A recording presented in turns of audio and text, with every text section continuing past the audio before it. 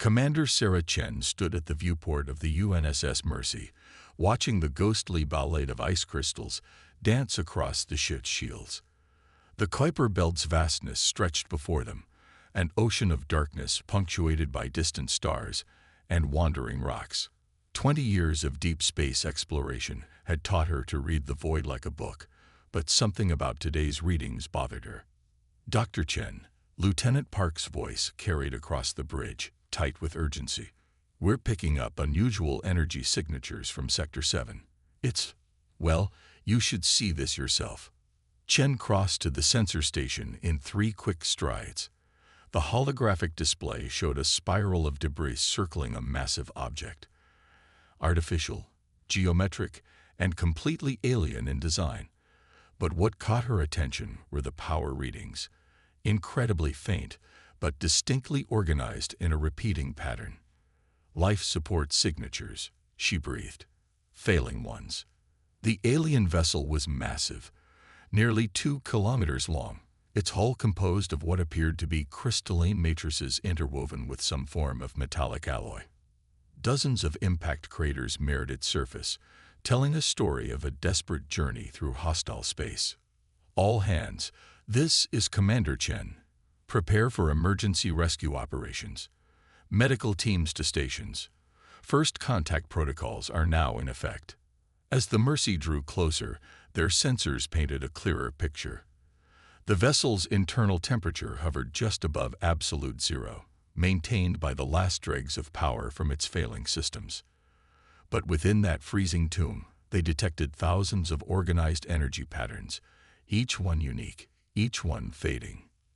They're in suspension. Dr. Yuki Tanaka, the ship's xenobiologist, reported from her lab. Some form of crystalline stasis technology we've never seen before, but the containment fields are degrading. I estimate we have less than 72 hours before the patterns begin to degrade irreversibly. Chen felt the weight of thousands of lives settling onto her shoulders. The first contact protocols were clear about non-interference, but they also emphasized the paramount importance of preserving sentient life. Looking at the dying ship, she knew there was only one choice. Launch the emergency response pods. I want a secure docking tunnel established in 30 minutes. Dr. Tanaka, assemble your team and prepare for boarding. We need to understand their stasis technology before we can safely revive them. The next few hours were a blur of activity. Engineering teams worked to stabilize the alien vessel's power grid, while xenobiologists and physics experts studied the crystalline stasis chambers. Each contained what appeared to be a perfect lattice of frozen energy, preserving not just bodies, but the very essence of consciousness itself. It's beautiful, Dr. Tanaka whispered, examining the patterns through specialized equipment. They found a way to encode their entire beings into crystalline matrices. But the power loss is causing the patterns to decay. We need to act fast. The first breakthrough came when they discovered the ship's logs. Though the language was alien, the mathematics behind it was universal. The vessel, they learned, carried refugees from a dying world, one whose star had begun to fail. They had launched thousands of their people into space, hoping to find sanctuary among the stars. But something had gone wrong. A miscalculation had sent them through an uncharted asteroid field, damaging their systems. Unable to complete their journey, they had diverted all remaining power to the stasis systems, sending out a desperate call for help on frequencies they hoped someone might hear. That call had been repeating for over 300 years. We can save them, Dr. Tanaka announced after 12 hours of intensive study. But we'll need to modify our quantum stabilization fields to support their crystalline patterns. It's risky. We've never attempted anything like this before. Chen looked at the stasis chambers, each one containing a life, a story, a future that would be lost forever if they failed. The enormity of what they were attempting weighed heavily on her. One mistake could mean the loss of an entire civilization. Begin the modifications, she ordered, and contact Earth. Tell them humanity just made first contact, and we have a chance to save an entire species. Request all available support vessels. We're going to need them. As the message sped toward Earth at superluminal speeds, Chen watched her crew work. Humans and their machines, dancing through the complicated choreography of a rescue operation unlike any in history. In the crystalline chambers, thousands of alien consciousness patterns flickered like candles in the wind, waiting for their chance at a new life. The real work was just beginning. The converted cargo bay of the UNSS Mercy hummed with the sound of quantum stabilizers. Banks of modified stasis pods lined the walls, each one a technological marvel crafted from human ingenuity and desperate necessity. Dr. Tanaka hadn't slept in 36 hours, her eyes fixed on the swirling patterns within the first transfer chamber. Power fluctuation at 0.3%, announced Dr. Marcus Rivera, his fingers dancing across holographic controls. Crystalline matrix holding stable. We're ready for the first transfer attempt. Commander Chen watched from the observation deck, her heart pounding. They had chosen a single stasis pod for their first revival attempt, one containing what they believed to be an adult specimen whose pattern showed remarkable stability despite the centuries of drift. Beginning quantum field synchronization, Dr. Tanaka announced, initiating pattern transfer in 3, 2, 1. The air itself seemed to vibrate as invisible forces guided the crystalline consciousness pattern from its ancient vessel into the new containment field. On the quantum visualization displays, they could see the impossibly complex lattice of energy and information, a being's entire essence encoded in light and crystal. Suddenly, alarms blared. Pattern destabilization. Rivera's voice cracked. The matrix is losing coherence. Adjust the field harmonics. Tanaka's fingers flew across her console. Match the decay rate and inverse it. We're not losing them. For 17 seconds that felt like eternity, the team fought to stabilize the transfer. The pattern flickered, fragments of it threatening to dissolve into random energy. Then, slowly, the alarms quieted. The pattern stabilized, now safely housed in their modified containment system. Transfer complete. Rivera breathed. Pattern integrity at 97% and holding. Now came the even more delicate part. They had to provide the consciousness with a way to interact with the physical world. Based on their analysis of the alien ship's database, they had constructed an interface system, a synthetic body that could house the crystalline matrix while maintaining its intricate quantum state. Beginning consciousness integration, Tanaka announced. All medical teams stand by. The synthetic form they had created was beautiful in its own way, a translucent humanoid shape filled with crystalline structures that would serve as the bridge between mind and matter. As they watched, the consciousness pattern began to flow into it, like light filling a sculpture. The first movement was subtle, a flicker of internal light, a twitch of crystalline fingers. Then, slowly, the being's eyes opened, revealing swirling galaxies of silver and blue. Life signs stabilizing, reported Dr. Kira Patel, the chief medical officer, consciousness pattern fully integrated with the synthetic interface. They're awake. The being sat up slowly, movements careful and deliberate. Its surface rippled with patterns of light that the xenolinguists believed to be their species' primary form of communication. The universal translator worked furiously to decipher the meaning. Where? How long?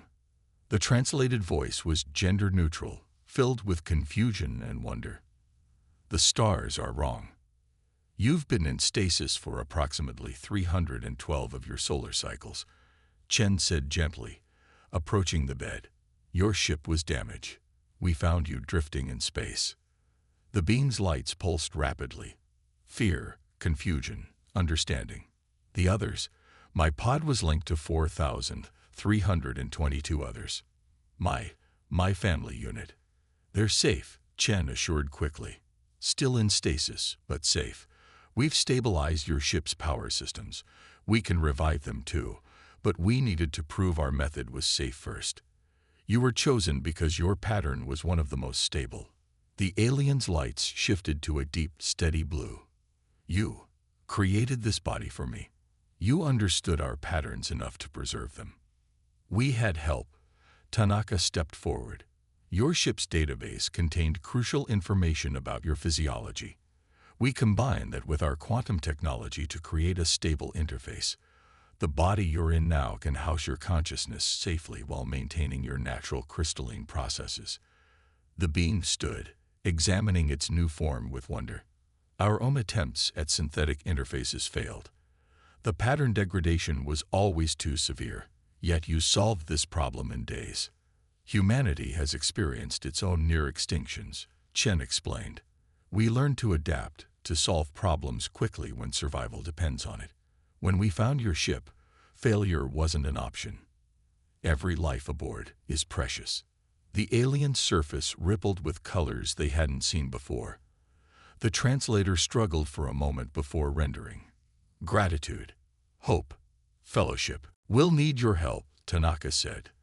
There are thousands more to revive, and we believe your knowledge combined with ours will make the process safer, more efficient.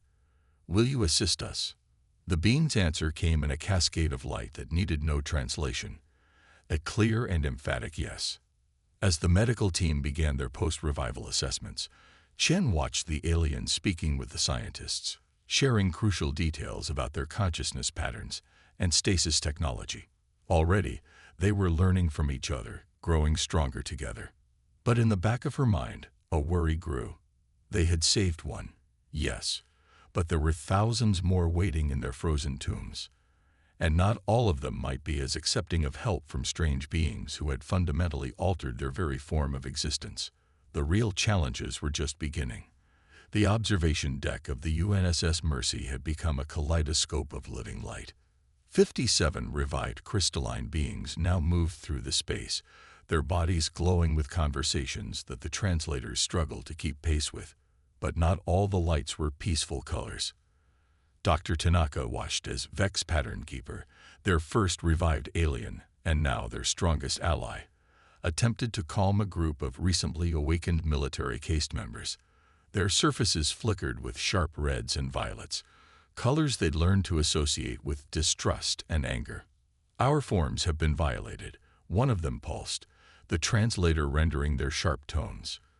Consciousness was never meant to be housed in synthetic vessels. These aliens presumed too much. Commander Chen stood beside Tanaka, her face grim. The revival process had accelerated thanks to Vex's help, but with each new group, the cultural divisions became more apparent. The military caste, in particular, viewed the human intervention as a form of contamination. They don't understand. Vex's lights rippled with frustrated blues. The pattern degradation in our original vessels had progressed too far. Without the synthetic interfaces, revival would have been impossible. The argument might have continued, but a sudden commotion from the medical bay drew everyone's attention. Dr. Rivera's voice crackled over the comm. Emergency in Revival Chamber 3. Pattern collision during transfer. Chen and Tanaka raced to the medical bay, followed by a stream of floating crystalline forms. Inside, they found 2 consciousness patterns had somehow entangled during transfer, a rare accident that threatened to destroy both beings. The patterns are merging. Rivera's hands flew over the controls. We can't separate them without causing catastrophic degradation. The military caste leader moved forward, lights pulsing with authority. Then they are lost. In our history, pattern entanglement was always fatal. It is a regrettable but acceptable. No.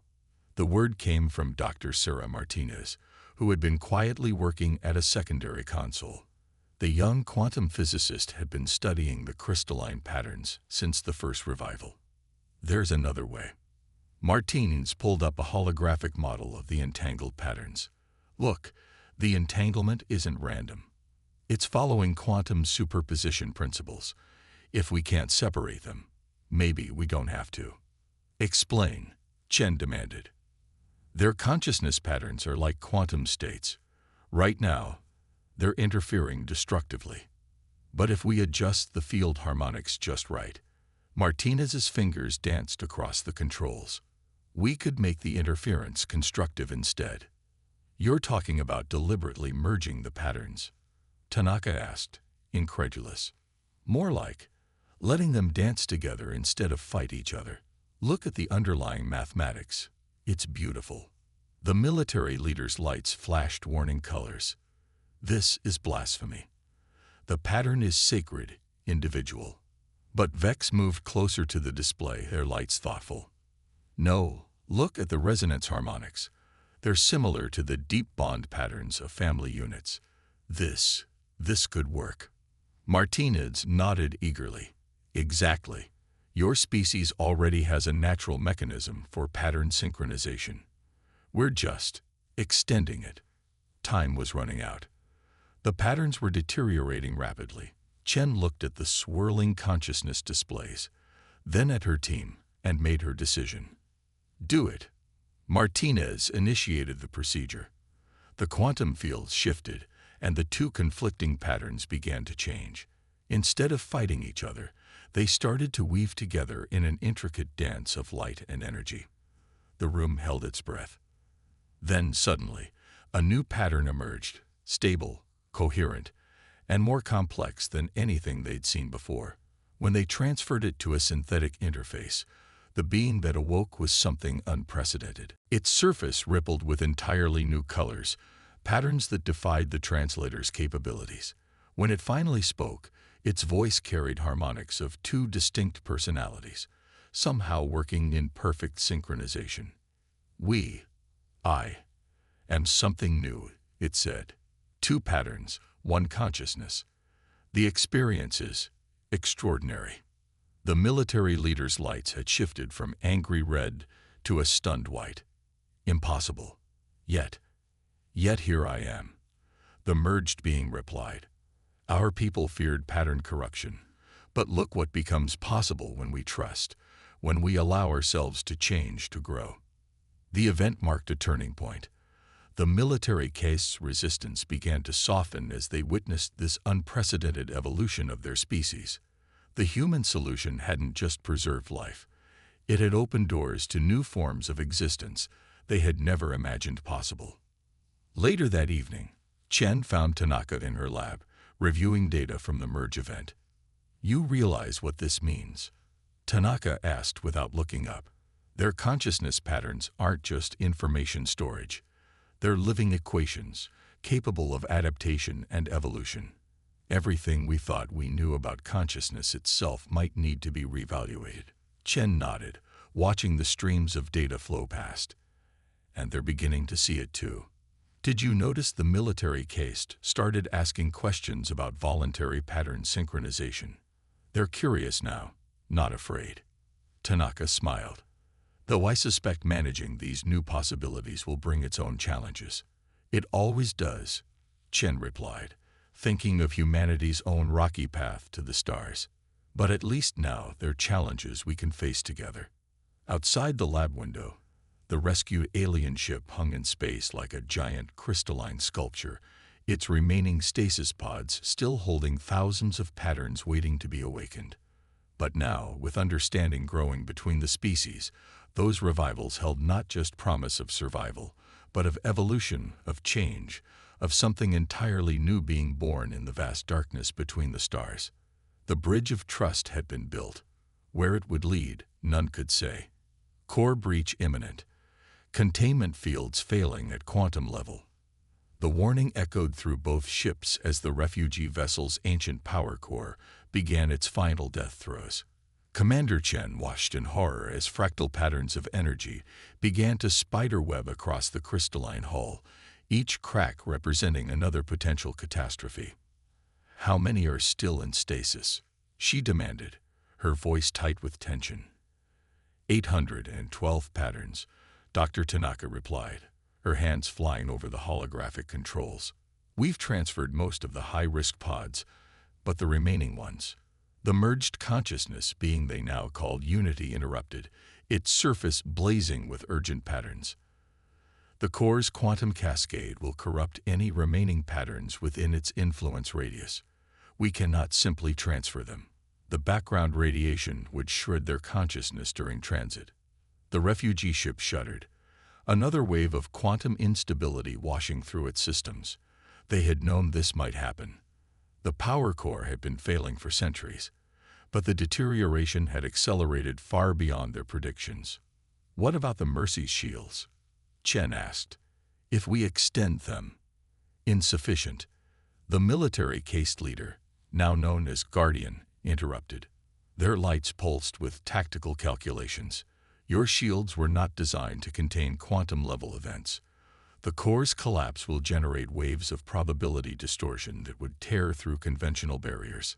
Dr. Martinez looked up from her station, her eyes bright with that familiar look of impossible inspiration.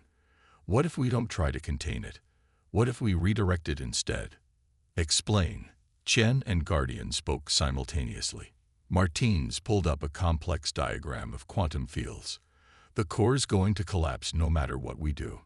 But if we can synchronize its decay with a controlled quantum field generated by both our ship systems, we could create a probability tunnel." Unity finished, their lights brightening with understanding. "Channel the corruption away from the stasis chambers." "Exactly. Like a quantum lightning rod." Martinez's hands were already programming the necessary modifications, but we'd need to coordinate both ships' systems perfectly. Even a microsecond's misalignment would result in catastrophic pattern dissolution across all active systems. Guardian's lights pulsed grimly, including those of us already revived. Chen looked around the room.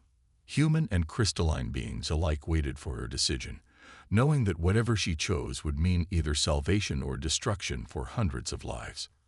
"How long to set it up?" 20 minutes to modify the field generators," Martinez said.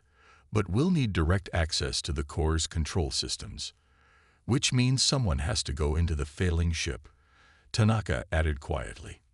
"Into the radiation zone." "I will go." Guardian volunteered immediately, their surface flaring with determined colors. "My military pattern is most resistant to corruption." "No," Unity countered, moving forward. "Our merged state gives us unique stability. We have the highest probability of survival." "You're both wrong," Chen interrupted, already pulling on a radiation suit. "The core's quantum signature is attuned to your species. Any exposure could corrupt your patterns. It has to be human." "Sarah." "No." Tanaka started to protest, but Chen cut her off. "This is what we do, remember. Humanity survived because we never stopped trying to save others, even when the odds seemed impossible." She checked the suit's seals. "Martinez, talk me through what I need to do." The next 15 minutes were a blur of activity. While Martinez and Unity worked to modify the ship's field generators, Chen made her way through the dying refugee vessel. The quantum radiation was visible now. Beautiful, deadly ribbons of probability dancing through the air. "Core chamber ahead," Martinez's voice crackled through the comm. "Remember, you'll need to synchronize the decay sequence manually. The radiation will kill any remote signal." Chen entered the core chamber and felt her breath catch. The heart of the ship was a crystalline sphere the size of a house, its surface crawling with fractal patterns of collapsing reality. The control panel she needed was just meters away, but the space between was filled with writhing quantum distortions. "Field generators ready," Unity reported. "Beginning primary sequence." Chen moved forward, each step carefully placed. The radiation suit's sensors screamed warnings as reality itself buckled around her. One wrong step, one brush against a probability wave, and she would cease to exist across all possible quantum states. She reached the panel. "Inputting synchronization codes now," she reported, her fingers surprisingly steady as they danced across alien controls. "Martinez, Unity, start your sequence on my mark." The core pulsed, reality trembling. 3. The quantum distortions intensified. 2. Warning alarms screamed across both ships. 1. The universe held its breath. Mark. For one terrible moment, nothing seemed to happen. Then the core's light changed, its chaotic patterns suddenly flowing in one direction. Up, away from the stasis chambers, through the carefully crafted probability tunnel created by both ships working in perfect harmony. "It's working." Martinez's voice was jubilant. "The corruption is being channeled away from the patterns. Core collapse in 30 seconds. Chen started to reply, then stumbled as another wave of distortion hit. The radiation suit's integrity was failing. "Commander," multiple voices called out in alarm. "Get those patterns transferred," Chen ordered, her vision beginning to blur. "Don't waste this window." The next 20 seconds were a testament to both species' efficiency. As Chen fought to maintain consciousness, the combined crews worked with desperate speed to transfer the remaining stasis pods. Each pattern was precious, each transfer a small miracle. "Final pod secured," Tanaka reported. "Sarah, get out of there." Chen tried to move, but her legs wouldn't respond. The radiation was too strong. She could feel reality becoming uncertain around her. Then, impossibly, a crystalline hand grasped her arm. Unity stood beside her, their form flickering but determined. "Together," they said simply, and pulled. The last thing Chen saw before losing consciousness was the core's final collapse, its energy harmlessly dispersed into space through the probability tunnel, while 812 safe patterns glowed safely in their new homes. It was enough. Commander Sarah Chen awoke in the Mercy's medical bay 3 days later, her cells still tingling from quantum stabilization therapy. The room she found herself in was transformed. Crystalline patterns danced across the walls, interweaving with human medical displays in a seamless fusion of both technologies. "Welcome back, Commander," Unity's familiar dual-tone voice greeted her. Their crystalline form shimmered with gentle blues and greens, colors of healing and renewal. Your pattern held strong. Chen tried to sit up, noticing how the medical sensors responded not just to her physical state, but to something deeper, quantum readings she didn't fully understand. The survivors. All 812 patterns transferred successfully, Dr. Tanaka answered, entering the room. Her uniform now bore an interesting modification, crystalline threads that pulsed in sync with her vital signs. But that's not all you should know. Through the medical bay's window, Chen could see Earth's orbital stations growing larger. The Mercy was home. But it wasn't alone. The massive crystalline refugee ship flew alongside, its hull now repaired and gleaming with new purpose. "While you were recovering, we made some discoveries," Tanaka continued, her eyes bright with excitement. "The quantum integration protocols we developed for the emergency transfer. They had unexpected applications." Unity's surface rippled with what Chen had learned to recognize as joy. "Your sacrifice in the core chamber proved something we had never imagined possible, that organic and crystalline patterns could coexist, even enhance each other. The radiation exposure should have killed you," Guardian added, entering with a group of both human and crystalline scientists. Their military bearing remained, but their lights now showed respect rather than suspicion. "Instead, your neural patterns adapted, creating quantum resonances we'd only theorized about in our oldest legends." Chen looked down at her hands, noticing for the first time the subtle shimmer beneath her skin, not unlike the crystalline being's own glow. "I'm not entirely human anymore, am I?" "You are something more," Unity said simply. "As we all are becoming." The scientists explained how Chen's exposure to the core's quantum field, combined with Unity's rescue, had triggered an evolutionary leap. Her consciousness now existed partially in a crystalline state, creating a bridge between both species' ways of being. "It's not just you," Tanaka added. "The protocols we developed are being refined. Volunteers from both species are exploring controlled integration. We're learning to share not just technology and knowledge, but consciousness itself." The implications were staggering. Human neural networks could now interface directly with crystalline thought patterns. The refugees' ancient knowledge could be experienced, not just studied. And the crystalline beings were discovering the creativity and adaptability that made humanity unique. "The Galactic Council has taken notice," Guardian announced, their lights showing pride. "Our people's collaboration is unprecedented. They're calling it the Quantum Renaissance." Chen watched as a group of human children toured the medical bay, their young minds already adapted to share simple thought patterns with their crystalline counterparts. The children's laughter harmonized with the musical lights of the alien young, creating something hauntingly beautiful. "We named them the Luminous," one of the human scientists explained, nodding toward the children. "The first generation born with the ability to bridge both worlds naturally. They'll grow up knowing no barriers between our species." Unity approached Chen's bed, their form shifting to share a memory. The moment of her rescue from the core chamber. "You risked everything to save our people. Now we rise together, greater than the sum of our parts." The memory shifted, showing her the refugee ship's new purpose. It had been transformed into an academy, where both species could learn from each other. The crystalline architecture now housed laboratories where human quantum physics merged with alien consciousness technology. Medical bays where healing touched both body and pattern. Libraries where knowledge flowed like light between minds. "And what about the others out there?" Chen asked, thinking of the vast galaxies still unexplored. "There must be more species, more patterns of consciousness we haven't encountered yet." Guardian's lights showed anticipation. "The Council has appointed us as joint ambassadors.